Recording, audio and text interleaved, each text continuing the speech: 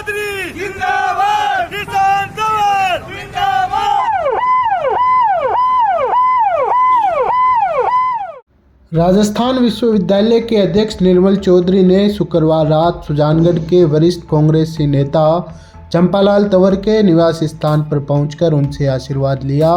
इस दौरान निर्मल चौधरी का दिनेश तंवर, यूथ कांग्रेस नेता किशन तंवर, हर्षवर्धन तंवर, हर्षवर्धन सिंह, पूर्व छात्र संघ अध्यक्ष अनुज पारीक, मनीष जहांगीर, सदाम कादरी सहित सैकड़ों की तादाद में पहुंचे युवाओं ने गर्मजोशी से माल्यार्पण कर निर्मल चौधरी का स्वागत किया। इस दौरान निर्मल चौधरी का लाडनू जाते समय जगह जगह युवाओं ने भी स्वागत कर उन्हें छात्र संघ अध्यक्ष बनने की बधाई दी व साथ में सेल्फियां ली।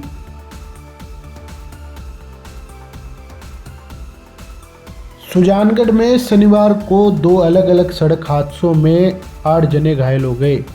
प्राप्त जानकारी के अनुसार इयारा गांव के समीप कार व बाइक में टक्कर हो गई, जिस हादसे में राजू व प्रेमाराम के गंभीर चोटें आई, जिसके बाद दोनों घायलों को कुलदीप सिंह राठौड़ अपनी निजी कार में डालकर राजकीय बकड़िया अस्पताल लेकर पहुंचे, जहां पर चिकित्सकों ने दोनों का उपचार कर दोनों को जयपुर रेफर कर दिया। इसी प्रकार सुजानगढ़ के नज़दीक देवानी गांव के पास बंसाली टीटी कॉलेज के सामने हिरण को बचाने के चक्कर में बोलेरो कार अनियंत्रित होकर पलट गई, जिससे कार में सवार 10 जनों के चोटें आई। घायलों ने बताया कि वे सालासर बालाजी के दर्शनों के लिए जा रहे थे। अचानक हिरण के आ जाने से उनकी कार अनियंत्रित होकर पलट गई। घायलों को 108 एम्बुलेंस के चालक मनोहर सिंह राजकीय बगड़िया अस्पताल लेकर पहुंचे, जहां पर चिकित्सकों की टीम ने उनका उपचार किया।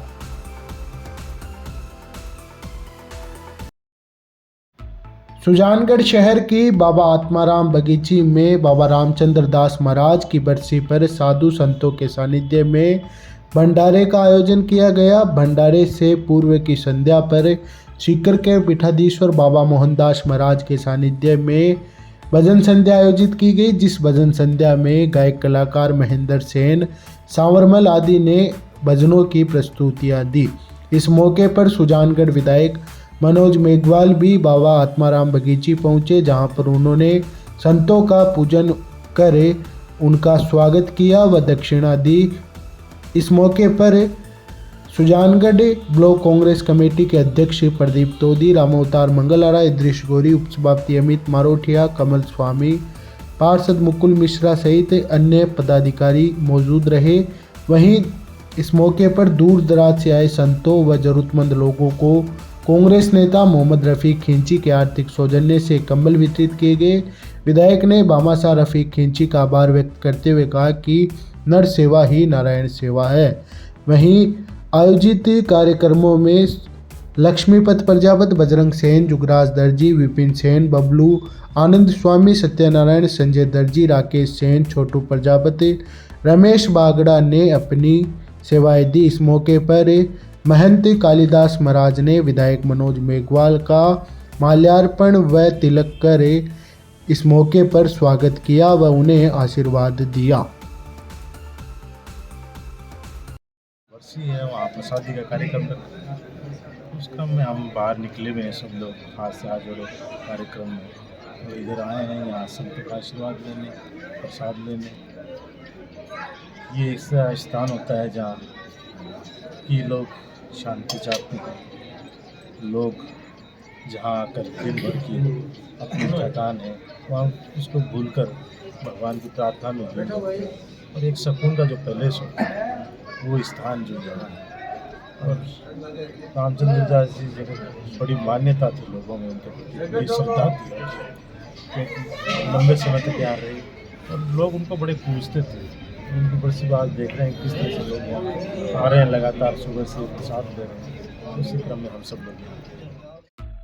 सुजानगढ़ विधायक मनोज मेघवाल ने वार्ड 17 में कांग्रेस के हाथ से हाथ जोड़ो अभियान के तहत घर घर राहुल गांधी द्वारा जारी पत्र वितरित किए। मेघवाल ने इस मौके पर कहा कि कुछ लोग देश में नफरत फैलाना चाहते हैं, लेकिन कांग्रेस के नेता राहुल गांधी देश में नफरत का माहौल पैदा नहीं होने देंगे। इस दौरान उनके साथ बड़ी संख्या में कांग्रेस के कार्यकर्ता मौजूद थे। राहुल गांधी की सुरक्षा को लेकर मनोज मेघवाल ने कहा कि केंद्र सरकार को राहुल गांधी की सुरक्षा बढ़ानी चाहिए तथा इस तरीके की घटनाएं नहीं होनी चाहिए।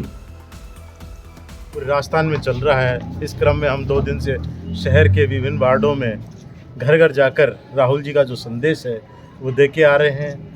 आज ग्रामीण क्षेत्र में तेंदेसर में हम लोग घर घर जाकर हाथ से हाथ जोड़ो का जो कार्यक्रम जिसमें संदेश है राहुल जी का, जो हम ये पैम्पलेट उन्होंने भेजवाया है उसको घर घर दे के आ रहे हैं। और पूरा 2 अभियान है जो कभी शहर कभी गांव और बीच में विधासर का अलग अलग हिसाब से ले रहे हैं, ताकि कार्यकर्ता लगातार जा भी सकें और बीच बीच में उनको समय भी मिल सके ताकि आगे के कार्यक्रम की वो तैयारी भी कर सकें। इस तरह से हम अल्टरनेट कभी शहर कभी देहात और बीच में विधासर को लेते हुए इस तरह लगातार 2 महीने का कार्यक्रम हमने तय किया। राहुल गांधी की सुरक्षा में चूक देखने को मिली है, क्या कहेंगे आप? राहुल जी कन्याकुमारी से करीब 5 महीने पहले रवाना हुए थे और एक संदेश पूरे देश में दे रहे हैं हाथ से हाथ जोड़ो का, और हर जगह शानदार कवरेज उनको मिला है, शानदार लोगों का रिस्पांस मिला है। कल से मीडिया में आ रहा है कि लगातार 2 दिन से उनकी यात्रा स्थगित हो रही है और ये अंतिम चरण है। लगभग अब 2-3 दिन की यात्रा बची है। सरकार को देखना चाहिए, जम्मू कश्मीर वैसे भी संवेदनशील क्षेत्र है और वहाँ विशेष तौर से ज़रूरत है कि उनकी सुरक्षा को विशेष तौर से ध्यान दिया जाए, क्योंकि वो आम जनता के बीच सड़कों पे घूम रहे हैं, आम लोगों से मिल रहे हैं। इसलिए बहुत ज़रूरी है कि उनकी सुरक्षा में कतई कोताही नहीं बरती जाए, क्योंकि उस परिवार ने बहुत कुछ खोया है। अपन ने देखा है आतंकवादी गतिविधियों में 2 घटनाएं उनके परिवार में हुई हैं। पहले भी इस तरह का हुआ है, प्रयास अटैक हुए हैं। उनके पिताजी राजीव गांधी पे अटैक हुआ था जो तमिलनाडु में हुआ था, उससे पहले भी रास्ते में चलते हुए। इसलिए सरकार को, केंद्र सरकार जिनके अधीन जम्मू कश्मीर अभी है, क्योंकि वहाँ राष्ट्रपति शासन चल रहा है, तो विशेष तौर से जब अंतिम चरण है तो विशेष तौर से ध्यान रखना चाहिए ताकि यात्रा भी हो और उनकी सुरक्षा का भी पता बने।